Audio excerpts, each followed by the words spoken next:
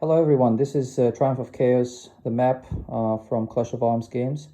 And I already finished playing the game until the end, until the win of one side, the victory of one side. And these are the components of the game.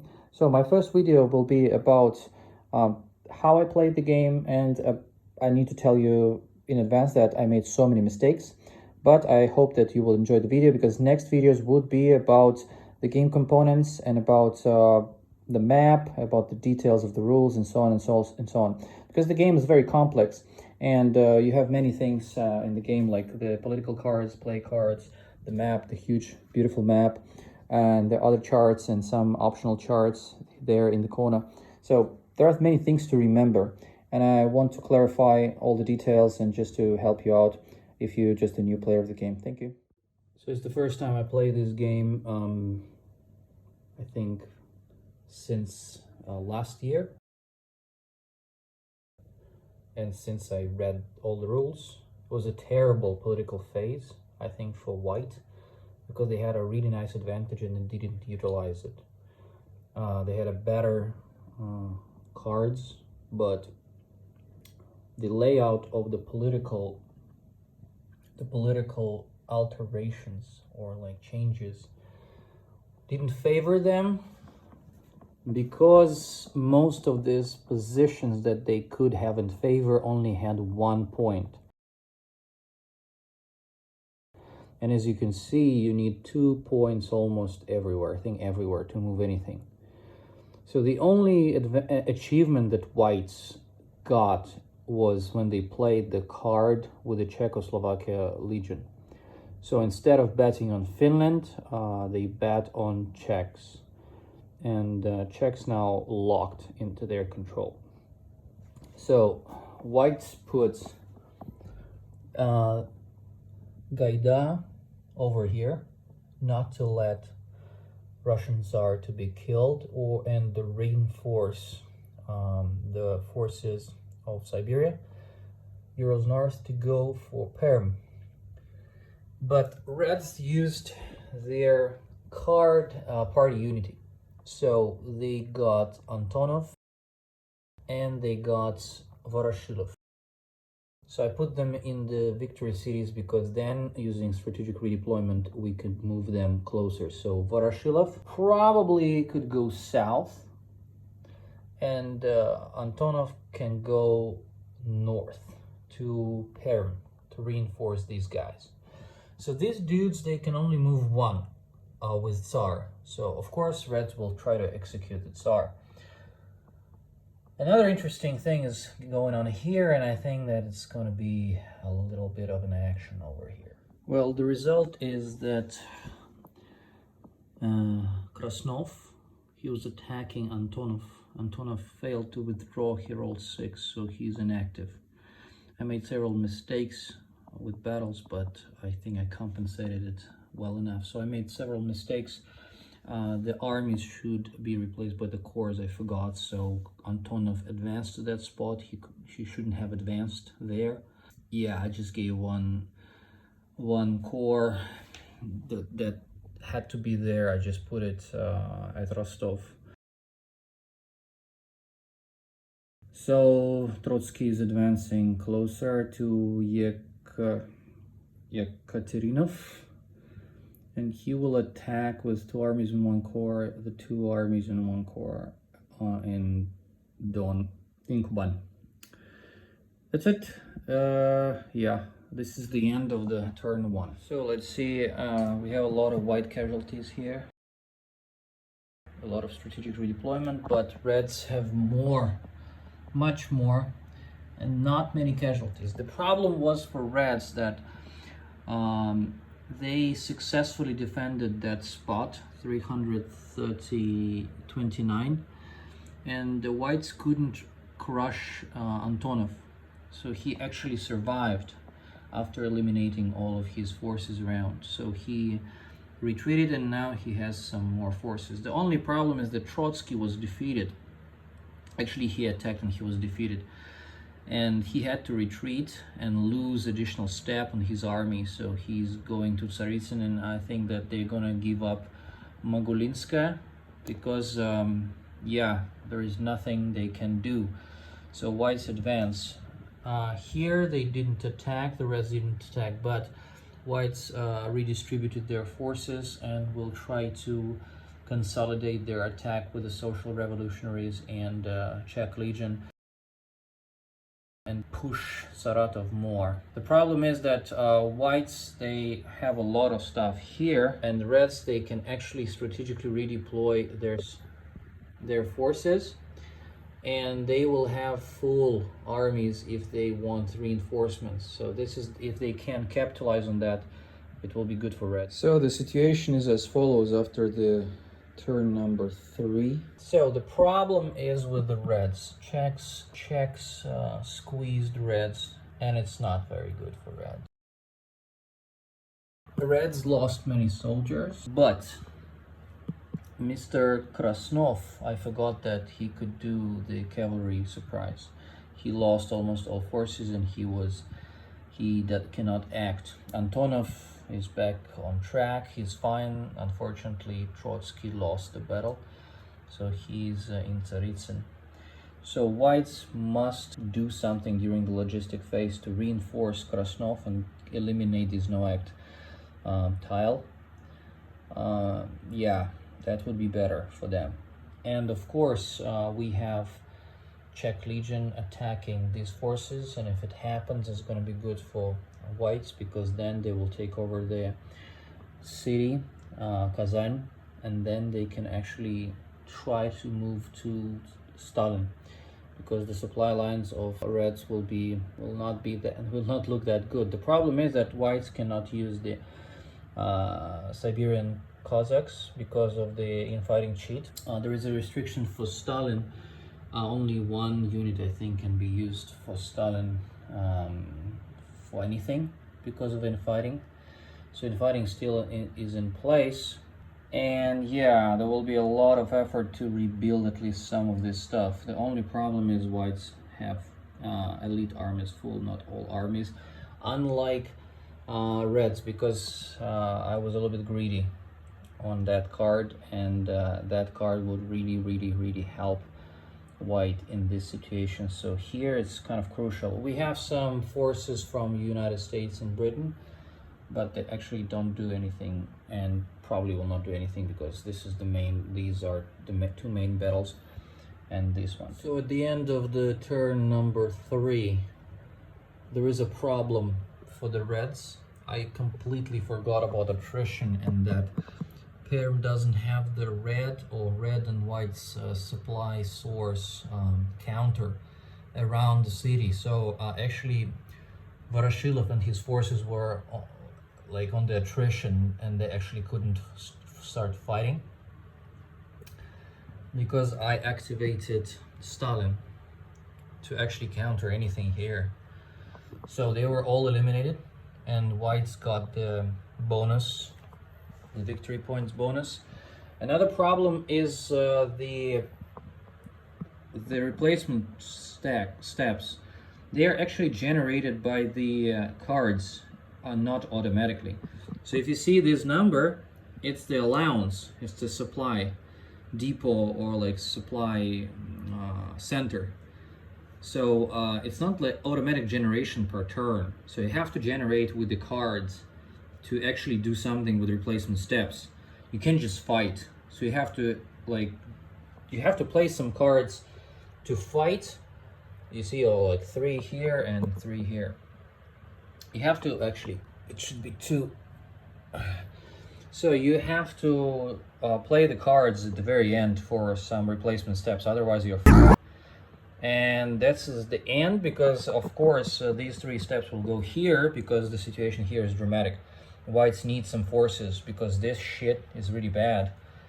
And the reds, they will also, I think, try to revive some of their stuff, because they lost Voroshilov, and it was a big hit for them. Well, it was a very strange round.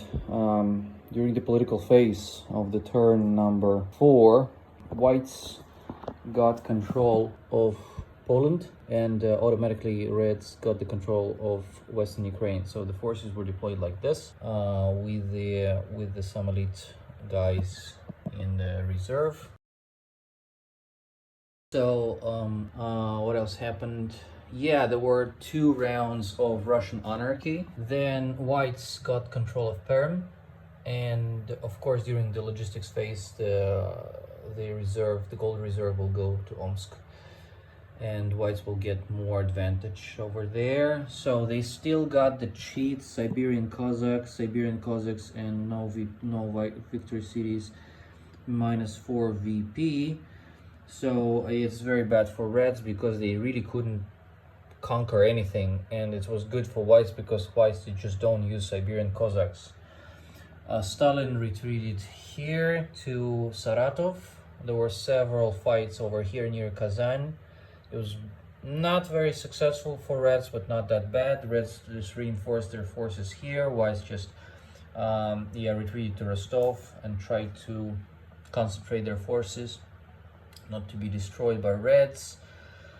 Then there were some cards, the British involvement with Mr. Churchill, and not to Churchill, so he deployed his forces. English deployed their forces in the north, and they will probably start moving here down to, I think, Vologda. Yes, and I think this is it. It doesn't look good for Reds at all. Maybe Ukraine can help in the future. So, my friends, everything was not very good for Reds. Not that bad, but at the same time, like, far from being good.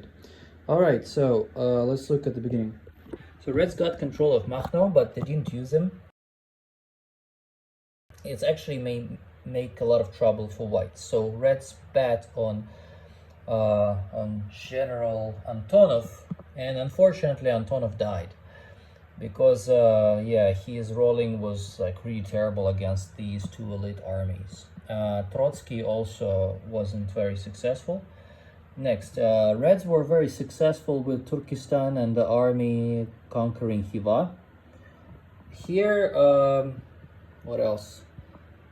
Nothing else. This is it for Reds. But Whites were awesome because Whites, using the Polish army, they actually had the card with Haller, and the Haller conquered Vilnius.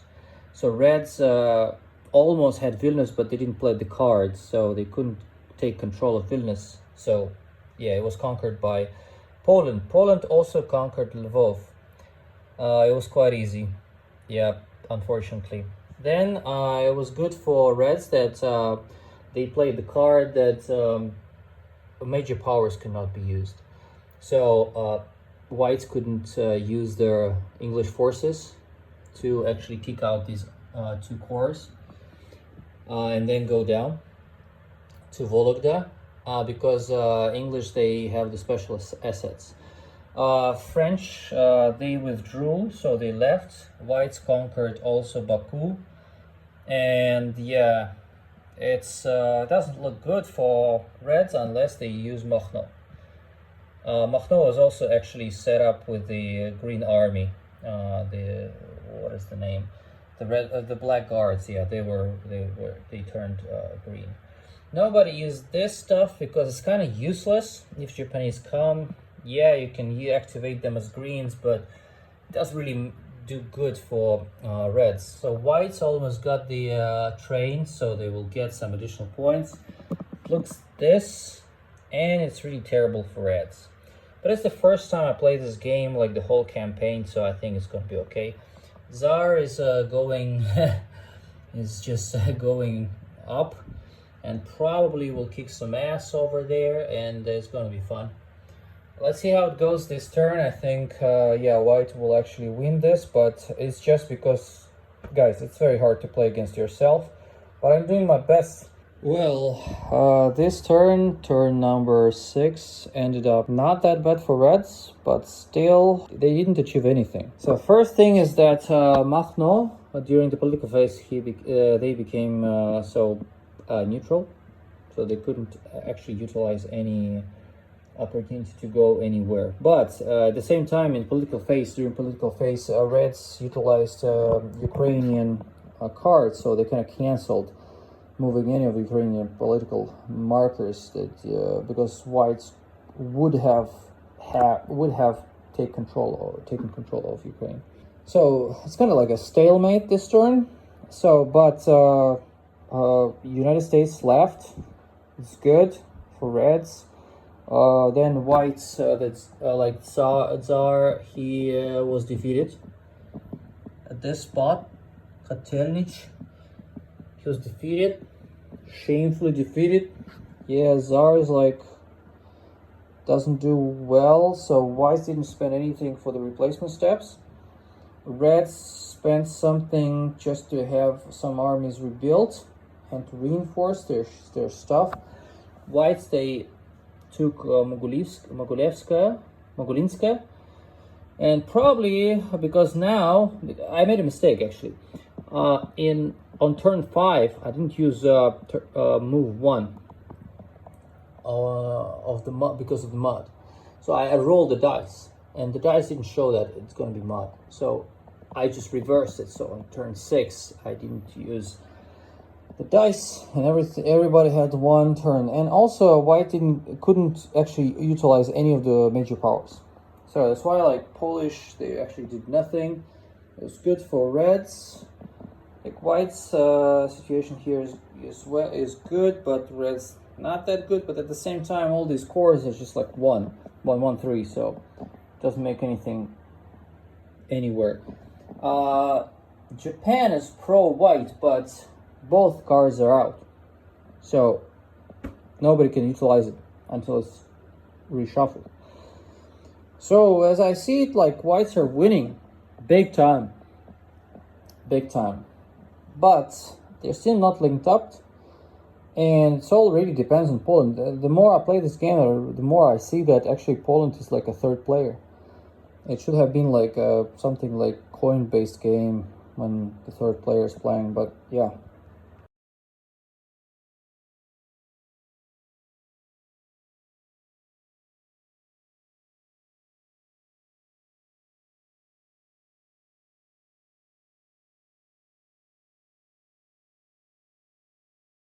The game is over. During the political phase, it was kind of messy, and there were no changes except the change of Ukraine. Yeah, it became neutral here. Then during the game, there was a lot of fighting, and British were kicked out, and then there were fights here, and Whites, they finally took Saratov, and they took Tsaritsyn. Trotsky had to withdraw, so that was quite an experience. And actually there was a link up, as I understand, because like here it shouldn't be like this. There is a link up, and all the way to Yekaterinodar. Makhno wasn't used. There was always an army of Mayaevsky that could deter him either here. So Whites, they could the Reds, they could take over Migulinskaya, but it didn't really help them that much after all, because of the previous losses. So I think that's game over for the first time. The only issue I have is that there were so many mistakes. Then I forgot about this, I forgot about that. Withdrawal of major powers. If you control them, you can just deduct 1 die modifier roll and blah blah blah. So there are so many different things, so many small details that you forget while you're playing the game. Yeah, so that's why I think this is a very messy, absolutely messy gameplay, but still it gives the idea that Poland is actually very important for these forces. And for White, it's very important because it can deter any kind of Baltic involvement of West Ukraine and Belarus. It's a little bit harder with Kiev and with Ukraine. Ukraine wasn't even taken by any kind of but both Whites and Reds. So another issue is that this area is also quite important, but just for the VP, because it's too costly to actually enter there. The Far East area is important only when Japanese invade, or if there are some green forces and so on after withdrawal of Central Powers. So it's not that actually crucial. But the crucial point is here in North Urals. The crucial point is here because the British army can actually reach Vologda quite fast and then disrupt the situation. Yudenich is very important because Yudenich may move under particular circumstance to Petrograd and threaten it, but Petrograd has +2, so it's like a bastion. Then the biggest war theater is here, and here are the most important events happening. So with the Astrakhan, that if Astrakhan is under control of whites, it's actually easier to attack Tsaritsyn. Yes, so Migulinska was, I think, basically is gonna be like here, there, here and there, because if you take Migulinska and then if you go to Voronezh, the door to Moscow is open. So for Reds it's a disaster. So for Reds it's very crucial to maintain the control of this area and try to disrupt whites with this area. For whites it's very important to take over Poland or Finland, better of course Poland. And for whites it's very important to keep this area at least in some kind of a level of denial of red forces. It's very important to control Czech Legion, because if you don't have Czech Legion, they're so good. They have many good like troops. To protect this area is pretty hard. Also because of the infighting Chits, Siberian Cossacks. These guys are going to be like unavailable. And this theater is the most important. So that's what I have for you. I think this, I hope that this play wasn't that messy. I think that there could be more adjustments about more details about the areas, the spots, the locations, because I think I definitely forgot some of these modifiers, swamp, forest, and blah blah blah. I think that I forgot about the rolls and modifiers and the rolls, and maybe a couple of cavalry surprise and special assets and so on and so on and so on. But for the first play I think it's okay. So I will try to play it again soon, set up the game, maybe make more emphasis on reds, how they get their advantage. And yeah, because this game is definitely more pro-white. And yeah, like this is my layout and so many printed materials. So that's why I will try to concentrate more on reds and see how you can utilize their advantage, because their most biggest advantage that they are actually, everything is supplied, centralized.